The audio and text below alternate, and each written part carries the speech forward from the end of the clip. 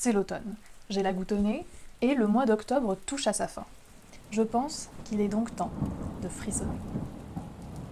Le frisson, c'est la peur, mais c'est aussi, vous savez, ce petit frisson de plaisir d'avoir peur. Pour ça, aujourd'hui, je vais vous présenter 4 livres à lire bien au chaud dans votre lit, à la nuit tombée. N'hésitez pas à vous abonner si ce n'est pas déjà fait, et un grand merci à tous ceux qui laissent un pouce sous les vidéos et qui viennent papoter en commentaire.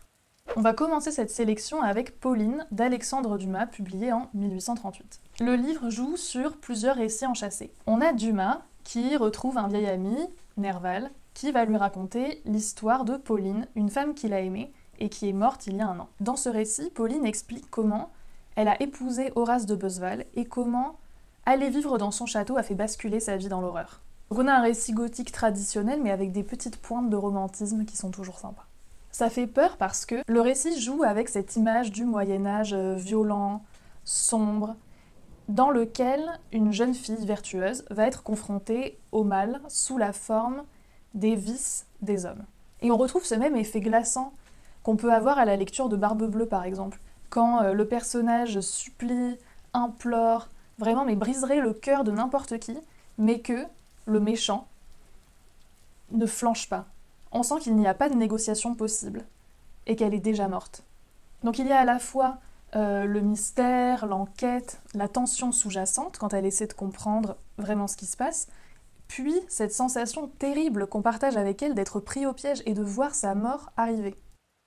Je fais une petite parenthèse ici pour vous conseiller la relecture de Barbe Bleue, parce que c'est vraiment génial. Et d'autant plus qu'on sait ce qui ne va pas et on voit comment elle tombe dans ce piège de épouser cet homme et le travail sur la curiosité et cette pièce interdite et cette clé et ce sang, enfin bref, je n'en dis pas plus, vous connaissez l'histoire, mais retournez-y, ça se lit en 30 minutes et franchement c'est un plaisir.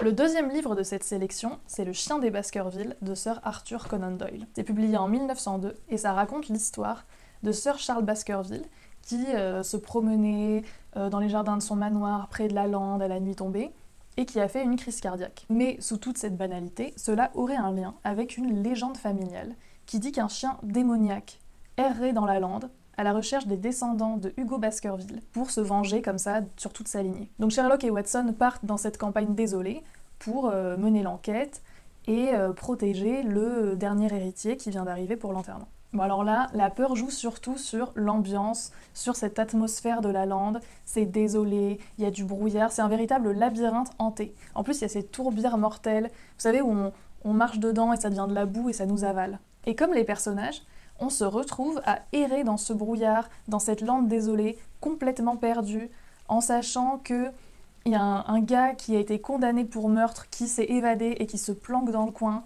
et en entendant parfois ces aboiements de chiens absolument monstrueux. Et voilà, et notre imagination fait le reste comme la leur finalement. Et à présent, la star du frisson, l'homme qu'il vous faut, l'homme que l'on attendait, Edgar Allan Poe. Américain du 19e siècle, que j'adore. Il a écrit des poèmes et des contes, aussi appelés nouvelles, mais moi je vous conseille surtout ces contes, parce que on explore la psyché d'un personnage qui va sombrer dans la folie. Dans tous ces contes, dans toutes ces nouvelles, on a un récit à la première personne avec un personnage écartelé entre une extrême sensibilité et une impossibilité d'arrêter de réfléchir. C'est-à-dire quelqu'un qui est sensible de manière excessive et qui va tout analyser, tout ressasser en permanence. C'est un très mauvais mélange et cette fêlure le conduit à la folie. Donc quand on commence à lire, on sait dès le début que ça va mal finir. On est le spectateur envoûté et effrayé face à un homme qui va révéler le monstre tapi en lui. Vous pouvez les lire dans cette édition que je trouve absolument merveilleuse. Il y a tout. Il y a tout Edgar Allan Poe. Alors ça coûte 30 balles, mais franchement, vous en avez pour votre argent et pour toute votre vie. Et en plus, vous avez plein de notes. Il y a vraiment une édition critique avec des explications, des dossiers.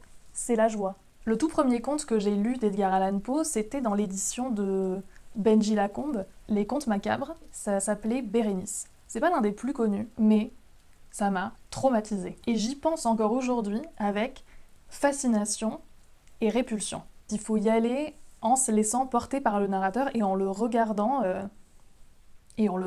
sidéré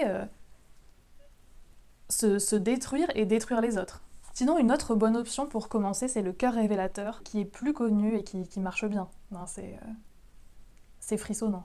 Mais voilà, de manière générale, Poe est au top.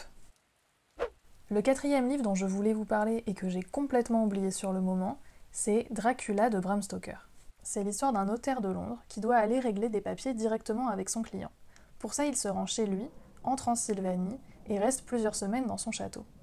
Au fur et à mesure, il se rend compte qu'il est finalement un peu détenu contre sa volonté, et il apprend à connaître son hôte mystérieux et pas franchement humain.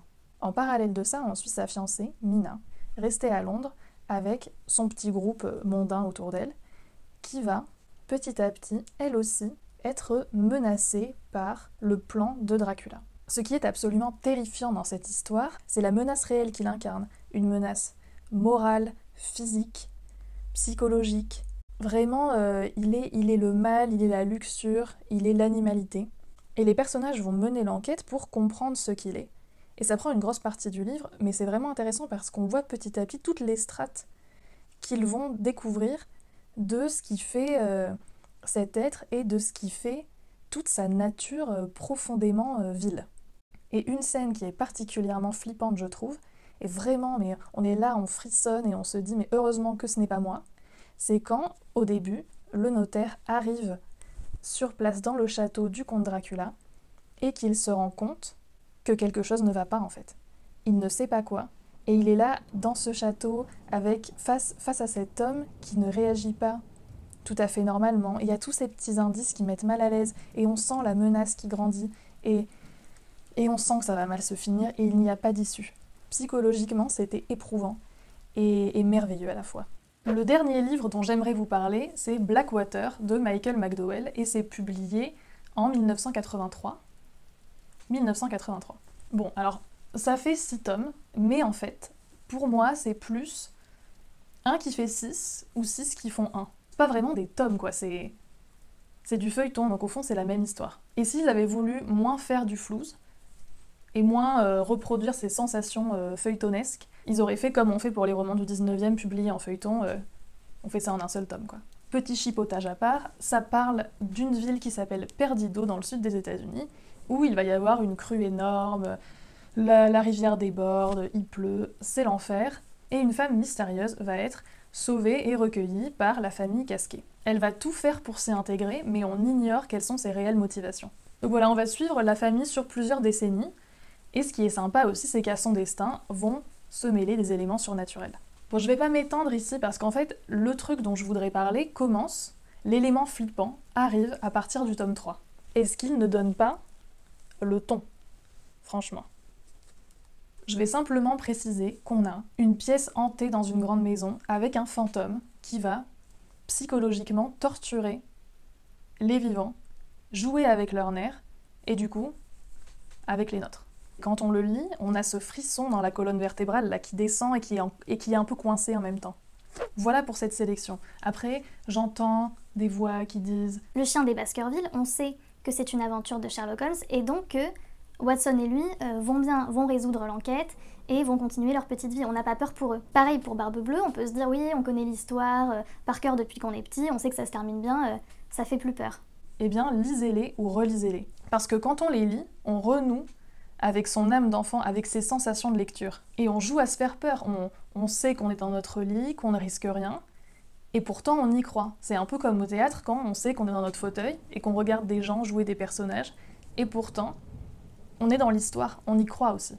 Et c'est aussi renouer avec cette curiosité malsaine, cette pulsion d'exploration, cette volonté d'affronter sa peur, parce que c'est parce qu'on a peur qu'on veut continuer à lire. Et même si cette sélection de prime abord n'est pas terrifiante, je vous assure que si on joue le jeu et si on se laisse porter, les frissons seront au rendez-vous. J'ai la goutte au nez, comme d'habitude. Voilà, c'en est tout pour cette sélection. J'espère que vous aurez trouvé des petites idées pour le pumpkin. N'hésitez pas à vous abonner et on se retrouve bientôt. Salut!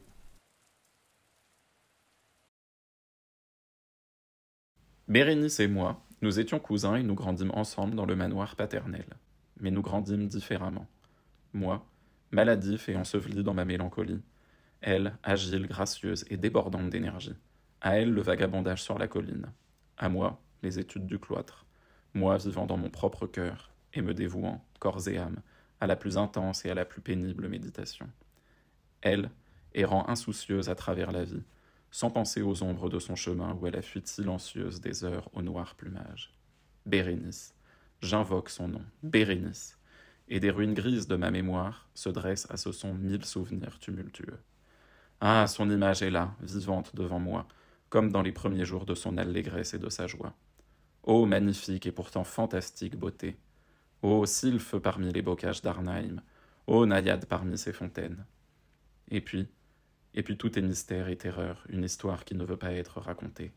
Un mal fatal s'abattit sur sa constitution, comme le simoun, et même pendant que je la contemplais, l'esprit de métamorphose passait sur elle et l'enlevait, pénétrant son esprit, ses habitudes, son caractère, et de la manière la plus subtile et la plus terrible, perturbant même son identité.